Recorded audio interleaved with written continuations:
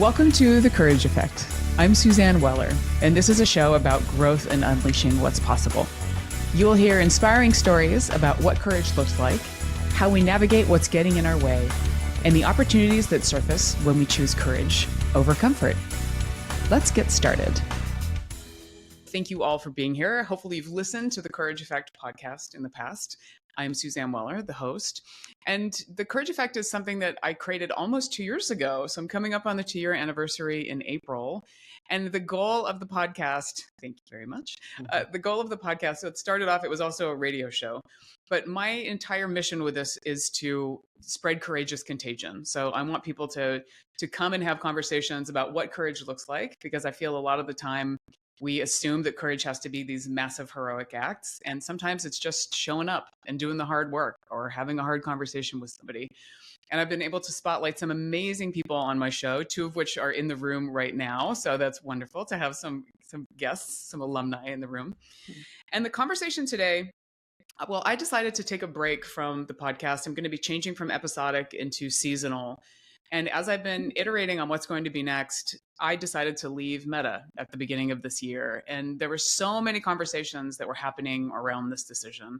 A lot of people who had done it in the past. Militia, one of our guests, actually did it a couple of years ago. So she was the trailblazer. Mm-hmm. And it was something that I had been really wanting to do for years and just hadn't done. And there were many reasons that I was getting in my own way around it.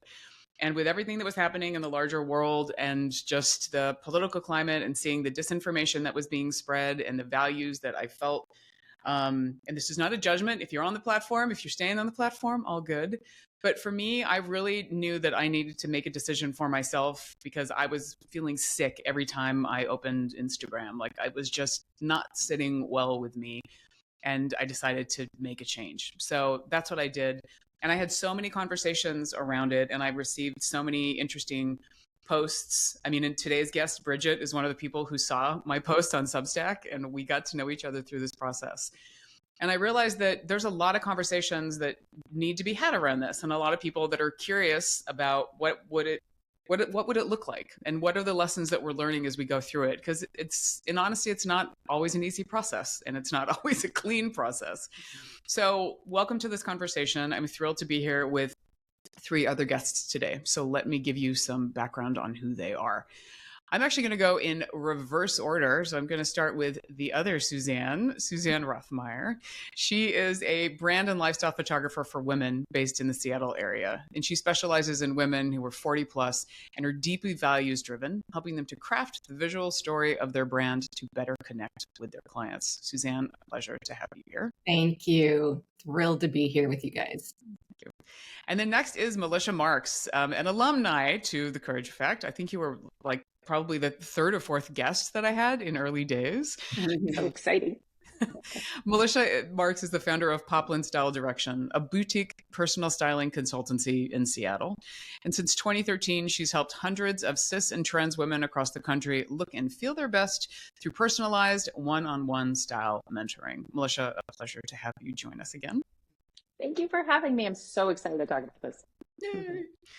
And we have Bridget Belden. Bridget, as I said before, is somebody that I met on Substack, so I'm thrilled that she is newer to our conversation. So Bridget is the founder and CEO of Magenta Consulting. She is based in Orange County, California. It is a coaching organization providing world-class tools, empowering women in midlife to discover who they are beyond the myriad of roles they have taken on for decades. Bridget, welcome. Thank you. I'm very excited to be here with everybody. Great. So we do have the chat open. If you have Q&A, please feel free to go ahead and put something in the chat and we'll go through it as we go through. We are going to be 45 minutes. And I would ask that you maintain mute on your microphones until then, just as we're doing recording to maximize the experience for everybody. So thank you. So the big question, first of all, what drove your decision to leave Meta? So I'm actually going to go in reverse order from where we started. And Bridget, I'm going to pose that question to you. Very good. Well, thank you again for having me. And I think for me, the driving factor was really a values choice. And again, I really want to echo what you said earlier about no judgment whatsoever, because I know that people have a myriad of reasons for being on social media. And I really believe in the individual accountability, and you have to do what's right for you. And for me, it was really about, a commitment to showing up in alignment with my values. And one of my values is free speech and ability to go into spaces that feel safe and, not disinformation. Um, so it was the platform itself and what was being really, um, when the decision was made to eliminate fact checking, for example, that was one of my final straws. I also felt like the powers that be of Meta in particular. I'm also off of Amazon as well. Um, but just that the kissing the ring and really kind of throwing everybody under the bus to get what they want. And so that didn't sit well with me. So it was really values driven for me. Thank you for that. I'm just going to open that up to either Melissa or Suzanne. You can either jump in as you'd like to. I know you both have opinions on this. Okay. Go, Suzanne. I'm pretty much the same as Bridget. For me, it was definitely driven by values, some pretty deep conversations I'd had with my kids. I also lean heavily to free speech, but I have a little different take on it. That wasn't really one of the main reasons I left, because I'm more of a, we all need to take personal responsibility for that. And unfortunately, part of free speech is, the assholes and people saying things we don't agree with and that are horrible and all of those other things. Also, the fact checking was not necessarily a big driving force for me, because I don't think that those platforms were ever meant to be news sources. They've turned into that because we're so addicted to them. We turn to it for everything now.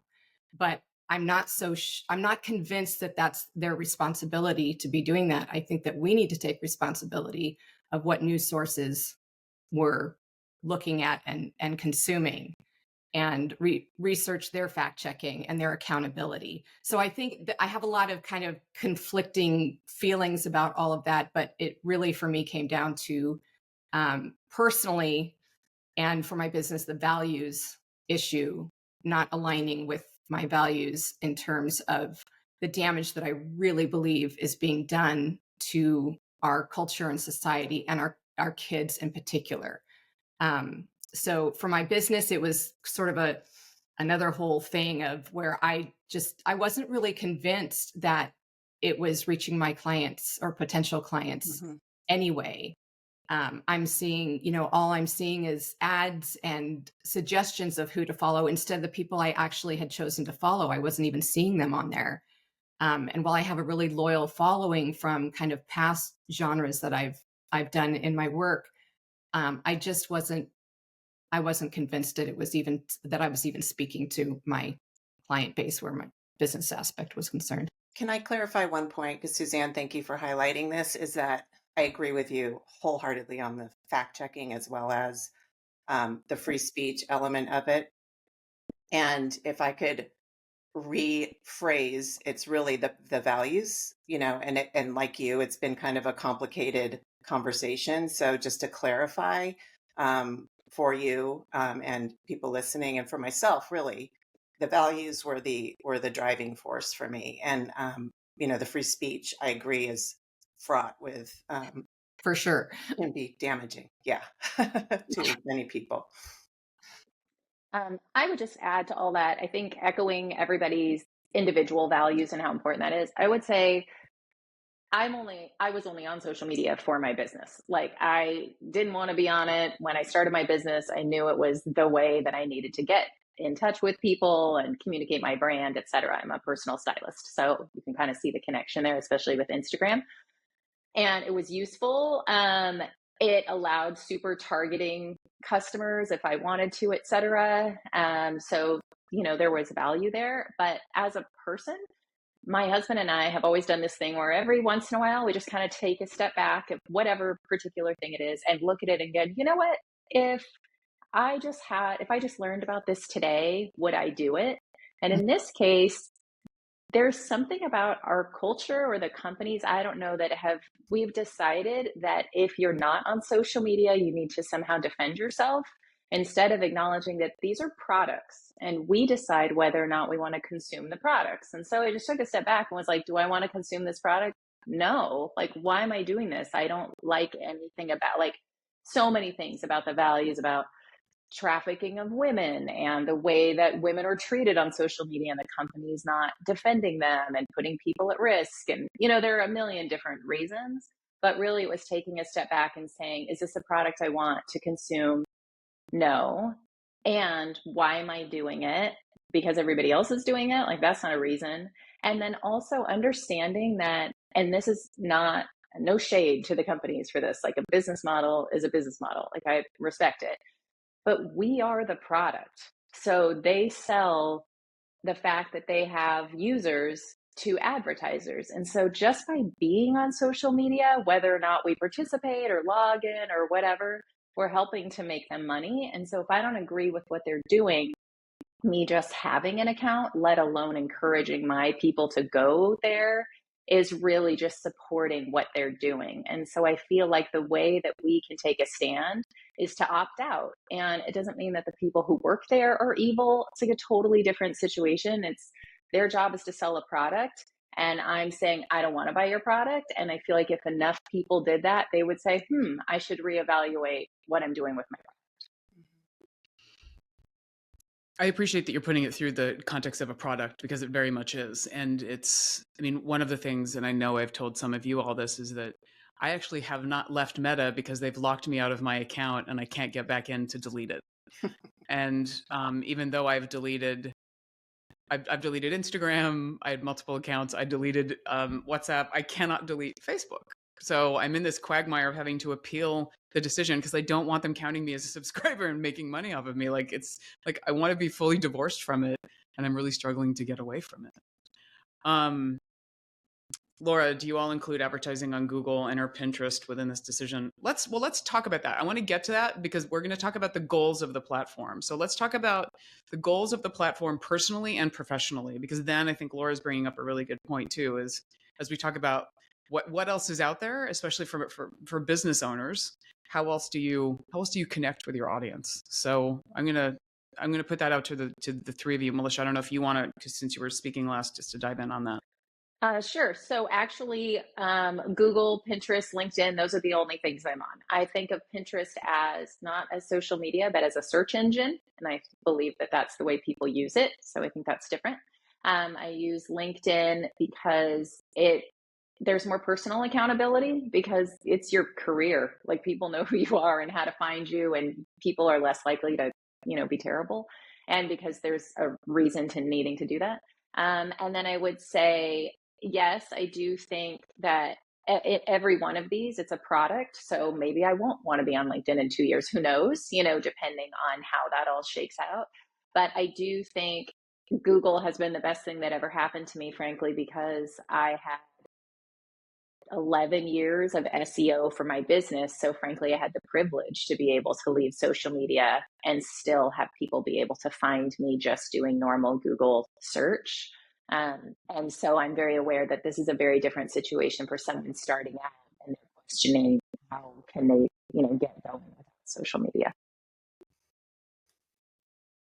I can say for me personally, the business side of it was a little bit easier to leave. I had been on doing all the things, posting regularly, and I really saw primarily Instagram as a way to, put my message out into the world. And I did that really consistently, and I found that my user base kind of got stuck at a certain level. And no matter what I did, it didn't grow. And then the people that did join me were then dropping into my DMs and wanting to sell me something. So it felt like the people I wanted to reach weren't finding me.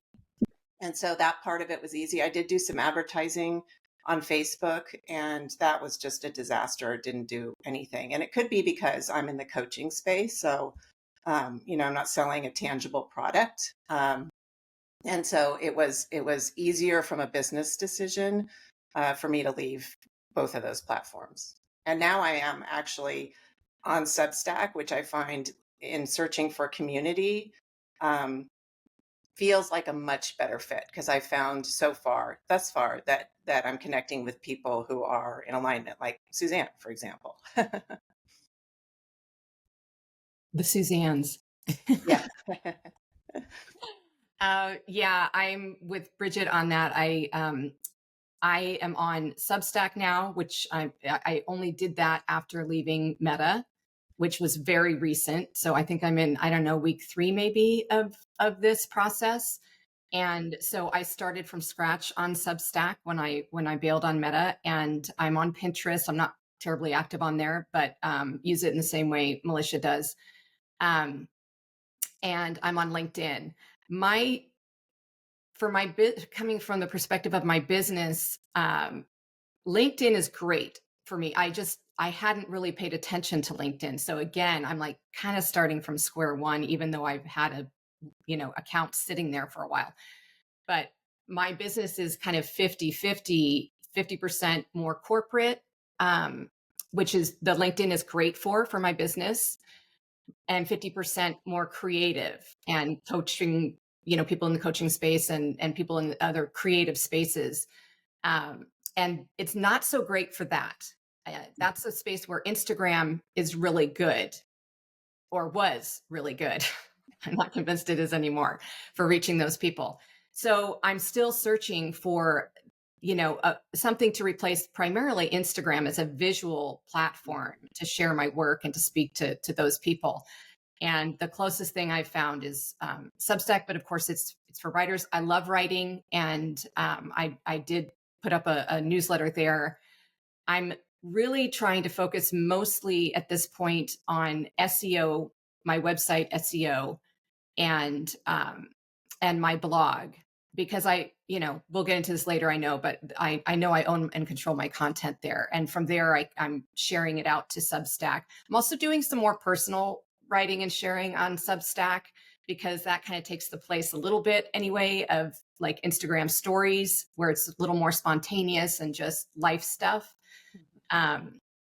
So I'm still trying to figure that out, but yeah, I have kind of a mixed bag that I'm trying to piece together things for. And there's just, there's blue sky. And I think, Suzanne, you're on that. Mm-hmm. But I also am struggling with, I don't necessarily just want to jump on a bunch more platforms, because they can be bought up by somebody just like the ones that I left.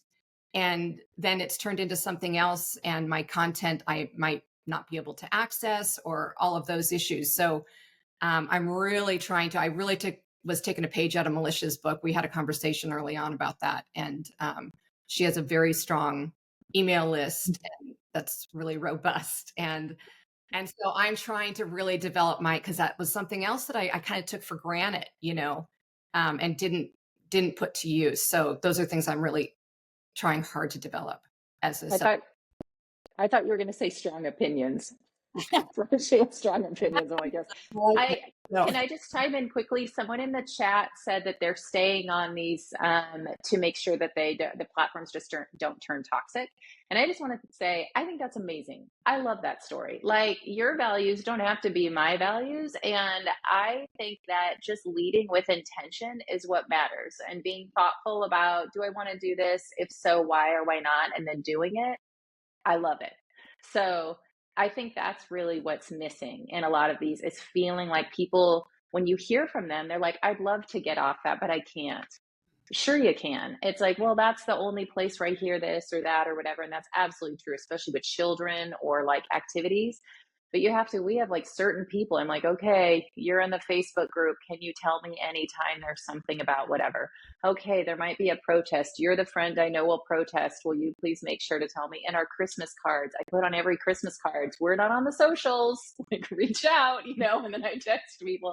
So it does take effort. And I think anytime you do something that's intentional and you're following your own values, amazing.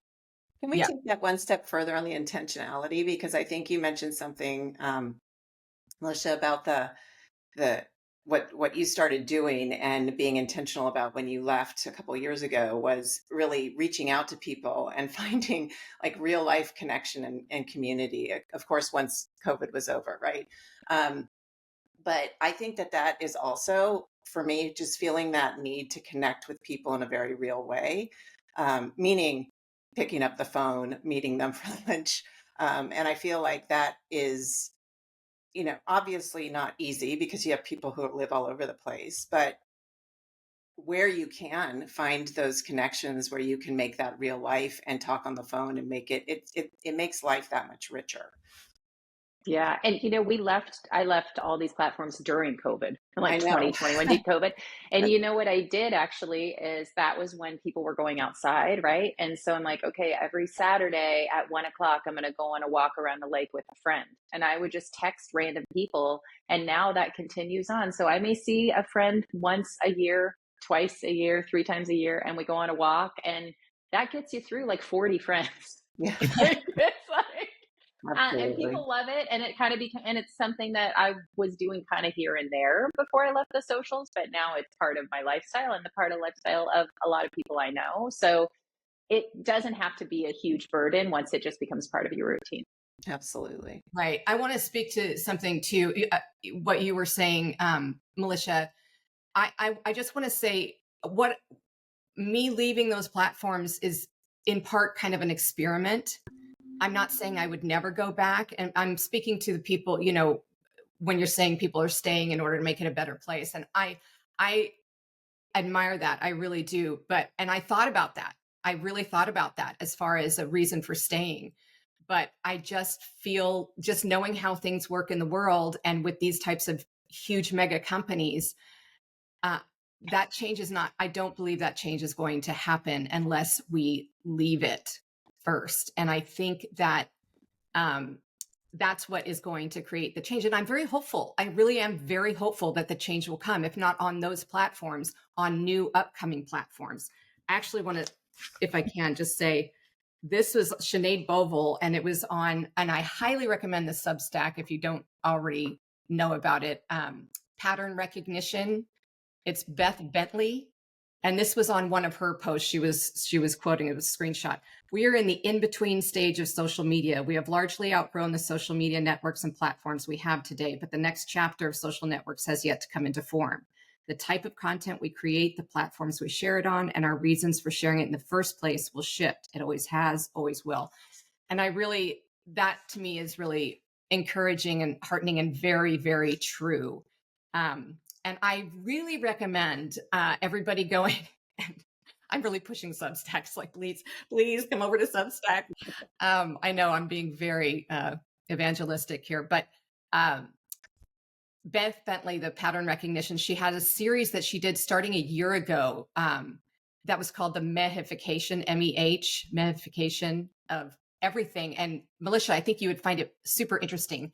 You don't have to, necessarily pay to be on Substack. There are a lot of, subscribe accounts, but anyway, it's a series that absolutely nails so many aspects of what we're talking about. It's some of the best writing I've read on this subject so far is that series. I think she's got 3 or 4 in the series.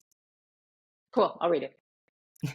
Well, also, and Susan, I know you put in the chat, are you using the paid version? I mean, the thing that's so interesting about Substack, and this isn't just Substack too, I also want to mention, like, there's Beehive. I mean, there's other like newsletter and community platforms that exist as well, but people can get paid for their content, and you as a content creator can determine how you want to, what's free, what's paid, like how you actually interact.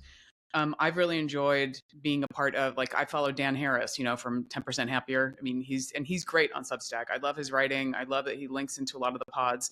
He does, like, around the inauguration, he was doing live streams with, like, Van Jones of CNN. Like, he was doing it with all of these various people, and he was doing live meditations. He was leading people through meditations in real time.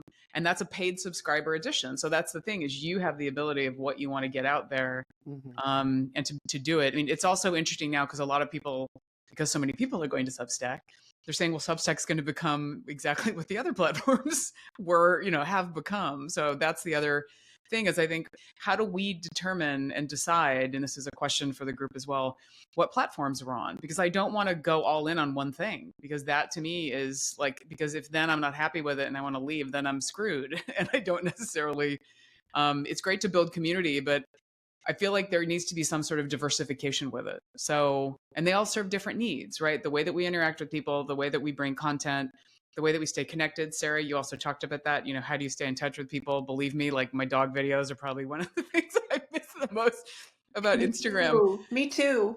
Yeah, but it's fine. Like I have family all over the world. I have friends all over the world. So I've been really intentional about, okay, like let's get on Signal. Let's get on other ways and other platforms that we have an ability to be able to connect in some way. And I do feel like now, I mean, I am being a lot more intentional in those connections. So there is a certain amount of loss and FOMO, but I'm sort of doubling down on the quality of the connections that I want to have. So it's like going back to ye olden times in certain ways, but it's working. Yeah, my sister calls it that stupid stack thing. I can't figure out that stupid stack thing. I'm like, I will say that the navigation can be a little bit tricky. It's not necessarily intuitive, but as far as just to echo what Suzanne was saying, I have found that as I've been on it for about 2 years, but I kind of tried it for a little bit to see what would work. It didn't really work for me, so I left, and now I'm back on, and I'm getting ready to relaunch. And for me, it's been because there's so many people on there now, and there's so many great people that are migrating over, well-known, newscasters, for example, that are leaving. And there's so much content that it's really takes everything I have to be very discerning with the amount of content I subscribe to, not just free, but paid, because I don't want to have 15 things show up in my email box every day. But there is a lot out there to choose from, and I found it really rich. yeah. Yeah, can I just add that this is part of the values conversation for me? So I believe people should get paid. And I especially believe that there's a place for creatives to get paid, and that's important. And this is one of the issues I really had with Facebook and Instagram was people are working so hard for free. And it's like, what are we even doing here? And so I know every company is problematic in various ways.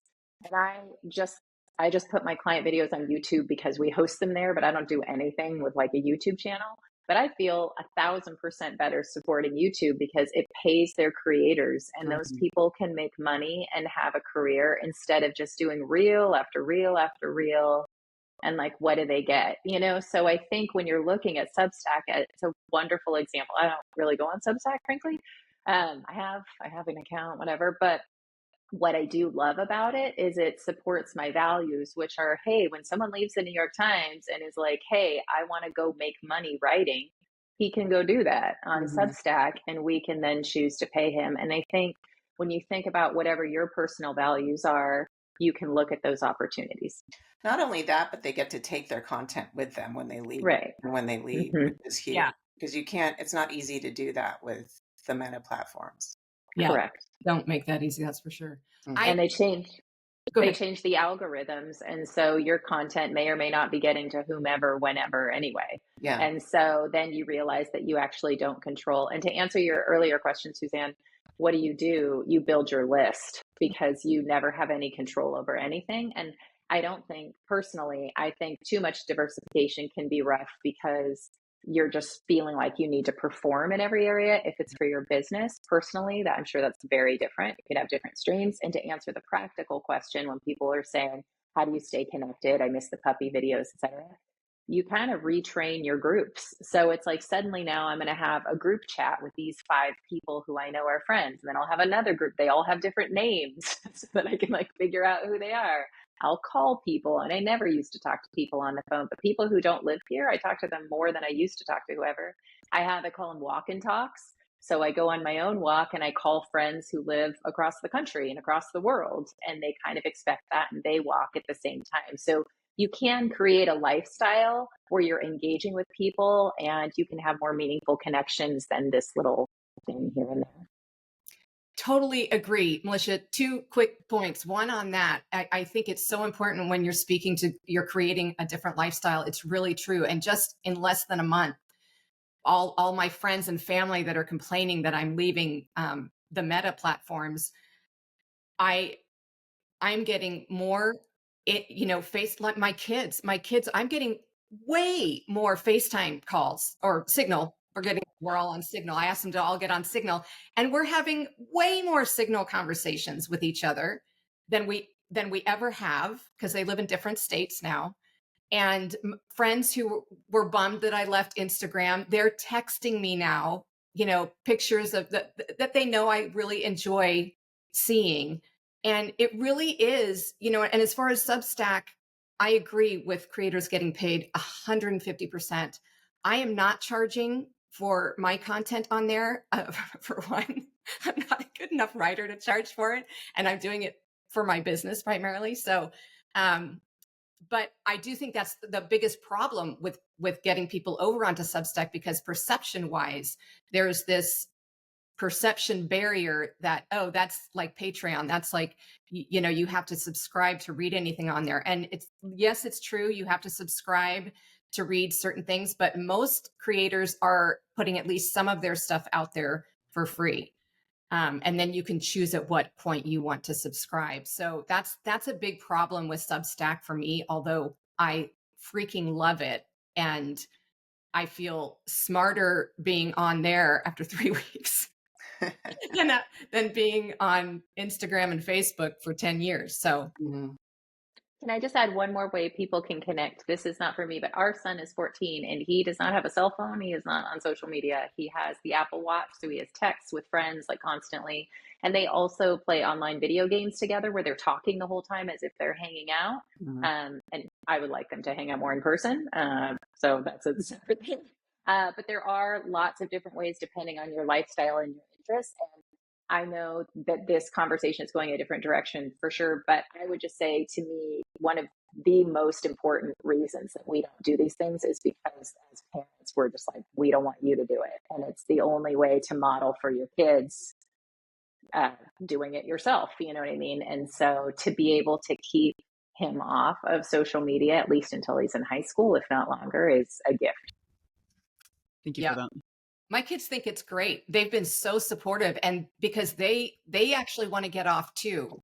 And they're kind of both talking about leaving those platforms. So yeah, my son's friends don't want to be on at all. They're not on any socials, except some of them are on Snapchat, which freaks me out. And I have conversations with them in the car about it because I think it gives a false sense of security, that thing, oh, it just disappears. I'm like, yeah, but someone can screenshot it, etc. And so as a kid, but I think we live in this world where people are so afraid to be canceled. They're so afraid to say the wrong thing, or that it's the opposite, where people are just like vitriol because it doesn't feel like a real person is actually going to accept that information or hear it. And so it takes away a lot of the important aspects of communication. Yeah. I'm curious, having gone through this process, what are the biggest lessons that you've learned? What mistakes did you make? What might you have done differently? And Bridget, I'm going to take it over to you first. And if you could come a little closer to your microphone, Bridget, that would be helpful. Sorry. That's okay. Thank you. Sorry if I've been echoing. Thank you. I think, honestly, I put so much thought and intention into it. I don't feel like I would do it differently. I really, as I said, I'm committed to living in alignment with my values as much as possible. And it became excruciatingly uncomfortable, and you feel it in your body when something's not aligned. And I just couldn't do it anymore. It was a very easy decision for me. If I could do anything differently with Substack, it would have been to stay on it when I first started 2 years ago and be a little bit more practiced on that, because now, as I said, there's so many people jumping on that it's easier to get lost in the flow. But I am, feel very good about my decision to do it.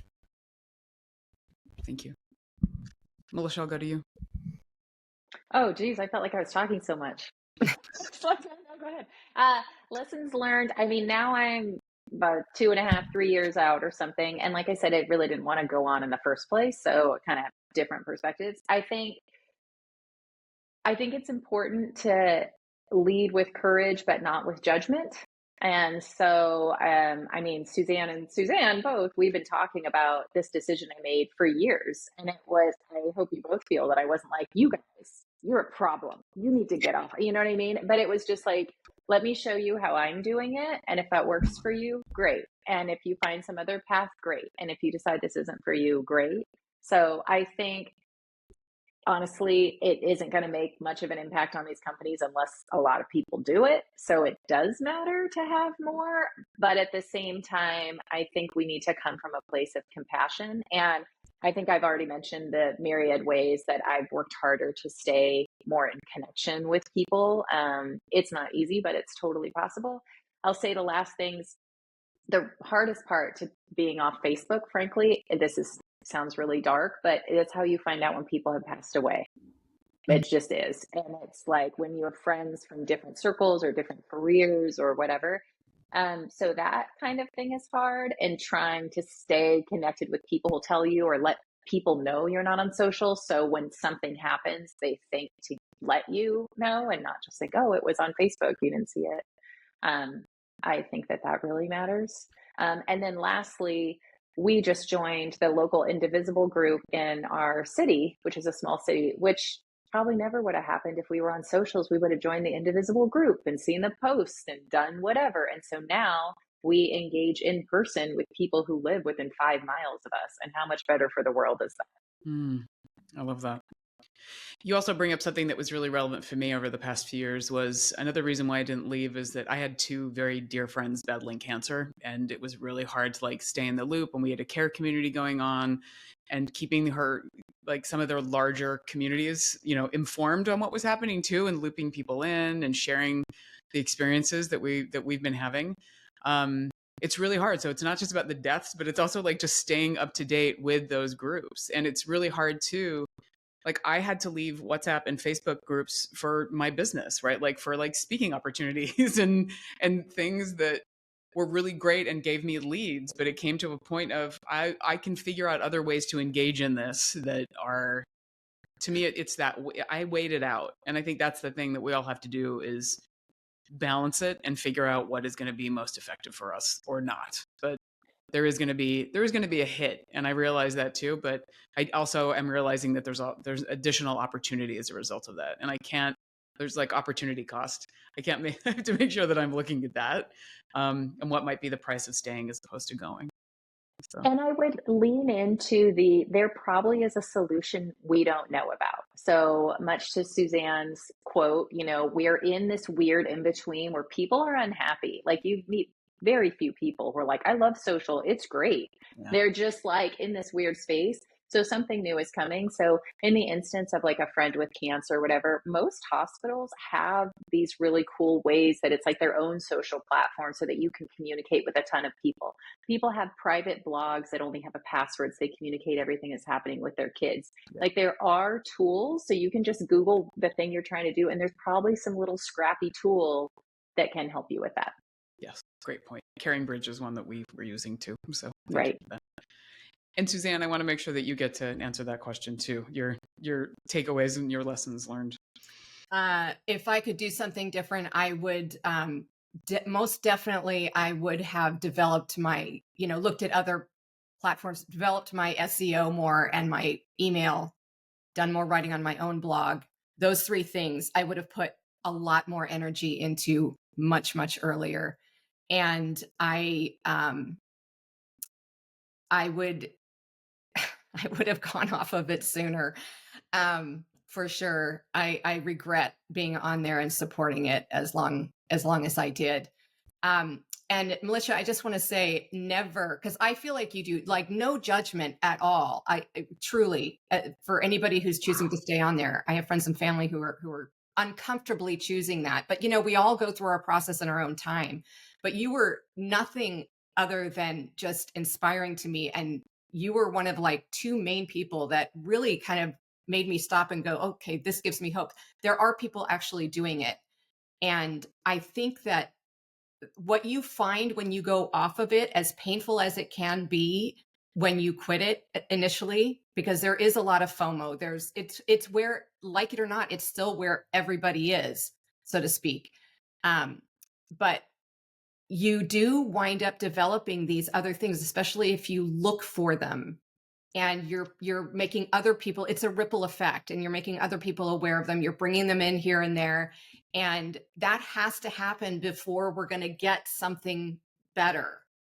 And so Yeah, I would have paid more attention to these other areas and developed them more before leaving. Can I say something quickly? If you have a business, make sure that you're getting reviews on other platforms. I lost a lot of 5-star reviews on Facebook. So just be thoughtful about that too.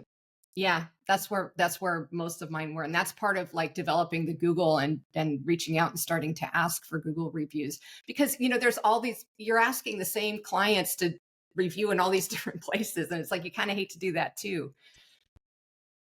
I've also noticed that happening more now with people that I've been doing collaborations with, and they're like, hey, can you leave me a Google review? It's getting to be more of, I mean, not many people asked me that in the past, and now it's becoming a lot more, just regular. So it's good for us to know. And I think that's the other thing too, is how can we as business owners ask our clients and ask people in our universe how they can support us? Like when we need client testimonials or when we need things to speak to the value of what we bring, how do we also think outside the box and make that an opportunity? I mean, I know Laura on this call, you've done so many cool things over the years in growing your business, and you're always trying to evolve as well. So, but it is that idea of, I mean, I don't know, like, I think we need to take inventory just like we need to in everything in our lives and just understand where do we invest? Because it really and truly is an investment. And I always say your 3 most precious resources as a human are your time, your energy, and your attention.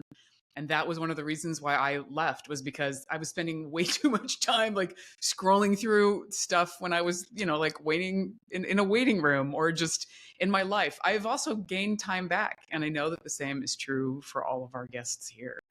So we're going to wrap up. I'm going to just, to all of our guests, to all of you, thank you for being here. One last takeaway or sentence that our guests would offer to the audience today. So I'm going to go in alpha. So Bridget, let's start with you. I would just say, do what's right for you and follow your own conscience. And I think where we're entering into, this is longer than a sentence, sorry, I'll be quick, is individual accountability. And so it's up to each of us to decide how to move forward with intention. Thank you. Melissa? I'll say you have agency over your own life, and just remember these are products and you can connect with people in other ways. Thank you. What both of them said, plus be brave. Mm-hmm. And it is scary. It really can be scary, especially with the business, but be brave. It will be okay. And you will find other avenues, and you'll probably find that your quality of life goes up. Love that. Definitely a courageous conversation. Thank you to all of you for being here. This will be recorded and posted, so you can share it with other people or listen again, and stay courageous. See you all soon. Thank you. Bye. Thank you. The Courage Effect is brought to you by Weller Collaboration. If you're looking to enhance your leadership skills or get more comfortable with change, please reach out to us. Our team of coaches, advisors, and consultants would love to help you get out of your comfort zone, operate in a braver brain space, and achieve even more amazing results. More information about Weller Collaboration is available in the show notes. Please spread the word about the Courage Effect. Rate and review on your favorite podcast platform, and we would love for you to share with your colleagues, family, or anyone in your universe who could use a good dose of courage. If you have feedback or would like to apply to be a guest, please reach out to us via our website, thecourageeffect.com. Danny Mathers is our producer. Dave Nelson composed our theme music. Alex Sandyforth is our administrative maven, and I'm your host, Suzanne Weller.